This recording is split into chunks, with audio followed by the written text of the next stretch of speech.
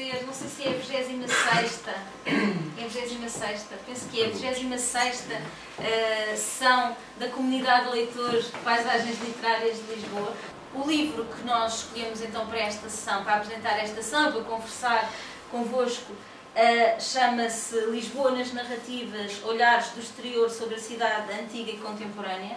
É um texto um pouco longo, é um título um pouco longo e talvez não seja óbvio para todos do que é que ele trata, mas ele replica o título de uma oficina, de um workshop internacional que se realizou precisamente há um ano e que foi organizado pelo IELT, pelo IHC, pelo Palácio Belmonte e a livraria Fábula Urbis. E, portanto, desta conjunção de 4 entidades que se representaram por mim, pelo Daniel, pela Carmo e pela Cátia, surgiu esta iniciativa. Foi uma semana intensíssima em que trabalhámos com uma série de participantes sobre textos de escritores estrangeiros que refletiram sobre a cidade de Lisboa, que escreveram todos os géneros literários sobre a cidade de Lisboa e, ao mesmo tempo, ouvimos palestras, sessões de vários académicos, de escritores e outros artistas plásticos que estiveram em residência artística no Palácio Belmonte durante essa semana. Portanto, foi uma semana muito intensa. Num dos dias dessa semana, nós realizámos um passeio, um percurso literário aqui pelo bairro de Alfama. Algumas das fotos que aparecem aqui também são desse percurso. E uma sessão da Comunidade de Leitores que foi orientada pelo João Eduardo Ferreira, que está ali, e que teve como livro-tema O Último Cabalista de Lisboa, do Richard Zimler, que também esteve presente nessa sessão. Dessa semana intensíssima saiu este livro. Eu não vou falar muito mais sobre isso, porque estão aqui várias pessoas que estiveram nessa semana e, portanto, poderão ter a oportunidade de se manifestar. Passava só a palavra ao Daniel, que é um dos mais ilustres representantes deste grupo de tenazes trabalhadores da oficina, mas que não tem nenhum texto no livro. Portanto, como não tem nenhum texto no livro, é um dos indicados para fazer a apresentação do livro. Eu começava por destacar, esta é uma obra coletiva, como é óbvio, e como todas as obras coletivas, é heterogéneo, variável, mas há aqui houve aqui uma constante, digamos assim,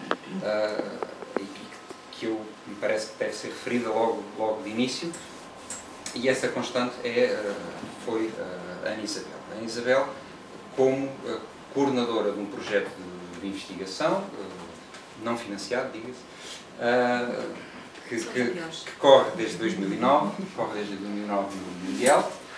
Este livro tem uma história que vou contar aqui brevemente. Tem também, lá dentro tem muito de história, porque muitos daqueles livros são apresentados quer de forma cronológica, quer apresentam testemunhos intemporais e, portanto, a variável tempo está lá presente, a variável história está lá presente. E, quem sabe, eu posso dizer isto, até porque não participo do livro, mas acho que pode ter potencial para ficar na história. Como inovador, na minha perspectiva, é uma análise tripartida. Por um lado, esta visão que é dada de Lisboa por estrangeiros. Por estrangeiros, ou seja, aqueles que não são portugueses, mas que, apesar disso, não deixaram de ser lisboetas. Alguns deles são mesmo lisboetas, e eram lisboetas quando escreveram sobre a cidade de Lisboa. E essa é uma perspectiva interessante e que está presente em todos os ensaios, porque todos eles versam sobre literatura escrita por estrangeiros. Depois, porque efetivamente tem essa perspectiva temporal de evolução, são imagens da cidade de Lisboa que se fazem desde o século XVIII até à atualidade. Ali com uma pequena falha, porque já irei falar mais à frente. E depois, porque em todos eles há também essa dimensão geográfica ou espacial de olhar para o espaço, para a paisagem da cidade de Lisboa e tentar extrair dela, através da literatura, várias outras paisagens. A paisagem social, a paisagem cultural, a paisagem física, todas essas paisagens são retiradas. Portanto, já vou na oitava página de notas, já só faltam 8. E desse trabalho, dessa tripla perspectiva que nós sentimos, digamos assim, ao ler estes ensaios da Lisboa nas narrativas. São narrativas de britânicos, eu tive que apontar para ver se não me esqueci de nenhuma nacionalidade, britânicos, alemães, cabo-verdianos, franceses, italianos, não sei se efetivamente me esqueci de alguma, que se cruzaram nesta Lisboa em várias épocas e sobre várias épocas. Porque há aqui escritos sobre várias épocas, desde o terremoto de 1755 até ao período pós-terremoto de 25 de Abril. E, portanto, há aqui 200 e muitos anos da cidade de Lisboa presentes também. Desculpem-me sempre esta tónica histórica, mas eu não podia vir falar de literatura, coisa que sei pouco, e portanto tinha que ser neste já sabem, mas eu gosto de reforçar as coisas. Ora bem, são imagens de vivências, do cotidiano, dos hábitos, dos ambientes e até dos cheiros. Há quem fale de cheiros também nos ensaios sobre Lisboa, e que no fundo são todas estas perspectivas são captadas nestes textos que aqui estão. É óbvio que há aqui uma lacuna evidente, que é o século XIX. Tirando essa lacuna, que não é absoluta, o ensaio bibliográfico sobre a literatura de Lisboa, do João Pimentel, retrata precisamente, dá uma imagem da literatura existente sobre a cidade no século XIX. Porque há um conjunto de ensaios sobre o Antigo Regime, sobre a segunda metade do século XVIII, e depois há um outro conjunto significativo de ensaios sobre os meados do século XX, que é um outro Antigo Regime, para nós que já vivemos em democracia, não é? Que é um outro Antigo Regime. E, portanto, há aqui, efetivamente, para a segunda metade do século XVIII, os trabalhos de Isabel Alves sobre o terremoto, de Ana Catarina Ramos sobre a Lisboa setecentista, da Sacha sobre os jardins de Lisboa, sobre a imagem sobre os jardins de Lisboa. Mas há depois um outro conjunto de trabalhos então, sobre esse meados do século XIX, sobre o Estado salazarista, sobre a Lisboa, século XX, sobre a Lisboa oprimida, digamos assim, por aquele regime. E são sobre isso os trabalhos do Nuno Livre, sobre aqueles que olhavam para a cidade de Lisboa apenas como um ponto de passagem para aquela terra de liberdade que era a América, da Isabel Ferreira, também sobre uma temática semelhante, da Chiara, com o Requiem de Tabucchi, ou mesmo da Ida Alves, com os olhares brasileiros sobre a cidade de Lisboa. Há muito mais neste Lisboa nas narrativas do que aquelas dois focos de antigo regime humano. Há uma cidade do início do século XX, da passagem da monarquia para a República, a cidade de Thomas Mann, no trabalho de João Banha, ou a cidade de Cabo-Verdiana, já na passagem do Estado Novo para a democracia, pela pena de Ângela Cordeiro. E há também, por fim, no último dos 11 ensaios do livro, uma cidade de 3 franceses, uma espécie de renovação das 3 invasões, não já do início do século XIX, mas da passagem do século XX ao século XXI, do trabalho da Ana Isabel. Como bónus, no fim, temos um conto do João Ferreira,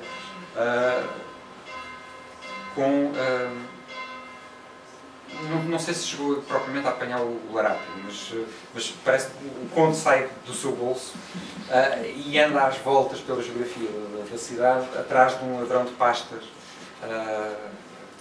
e à procura de um livro. E, portanto, mas tudo isso foi feito a bem da comunidade de leitores, essa comunidade de leitores onde estamos. É um bom contributo para este longo caminho que o projeto do Atlas tem já trilhado. Fica aqui a apresentação.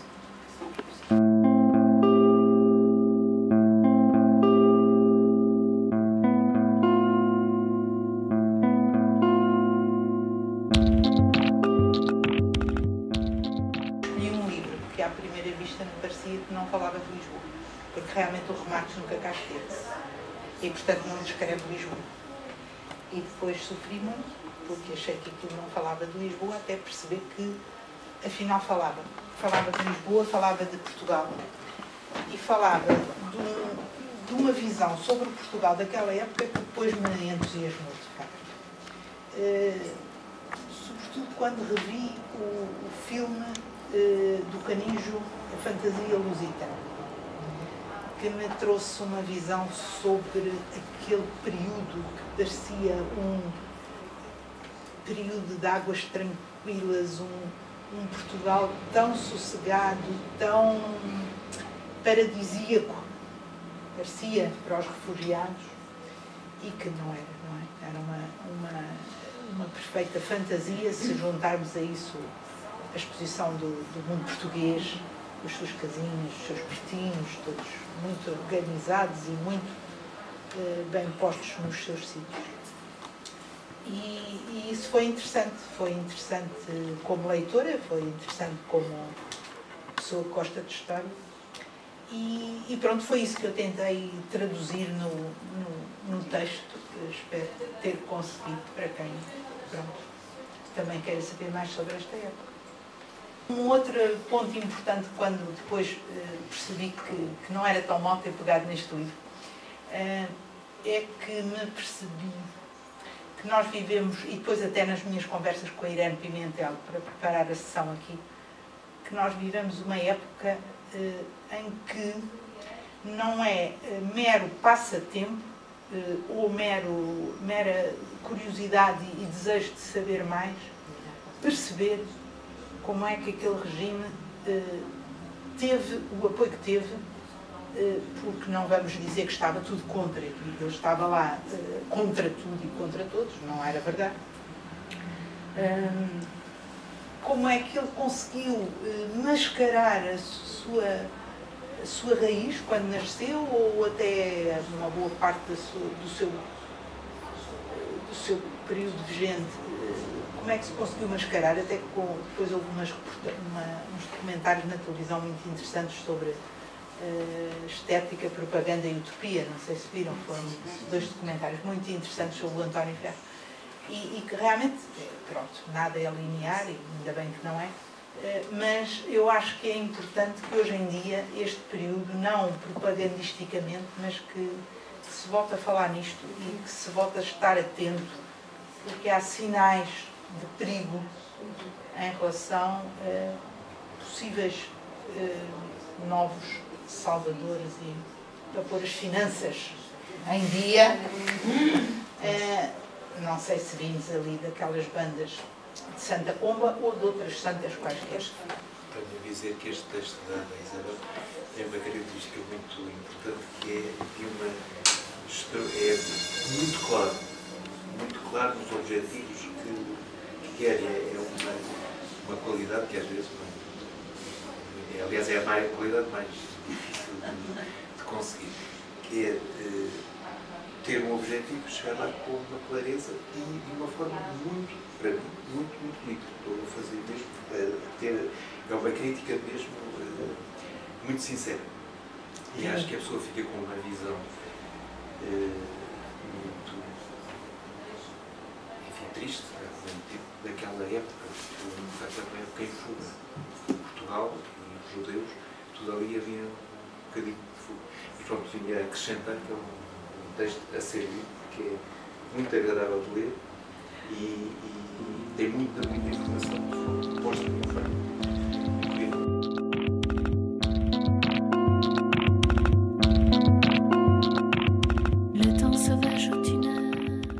Eu sou uma acadêmica, quer dizer, eu sou uma professora de literatura portuguesa no Rio de Janeiro, e nós trabalhamos sobre a questão da paisagem, exatamente. Então foi essa motivação que me trouxe a essa oficina, e foi muito bom perceber o trabalho, conhecer, criar esses laços e estabelecer uma rede, né? Quer dizer, um contato, uma pesquisa, ampliar isso. Isso é bastante interessante.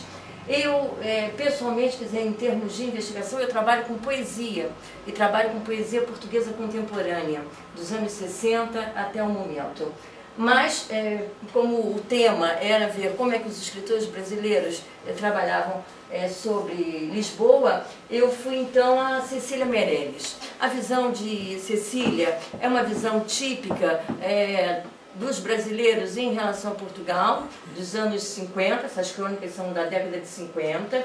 É uma visão em que ela vê o Portugal de uma maneira bastante carinhosa, bastante afetuosa, mas vê também com aquela visão do brasileiro em relação a Portugal, que Portugal é um país pequeno, é um país tradicional, é um país da história, da memória, que tem aquela relação com o Brasil, de uma certa maneira dialogando ali com a Isabel, onde há um silenciamento da situação que Portugal está vivendo naquela época, não é? Quer dizer, ela vê um Portugal parado no tempo, numa redoma, isolado, na verdade, das questões políticas que estão. Não é à toa que Portugal está parado, não é à toa que Portugal está como um relicário, mas ela realmente não entra nesta visão.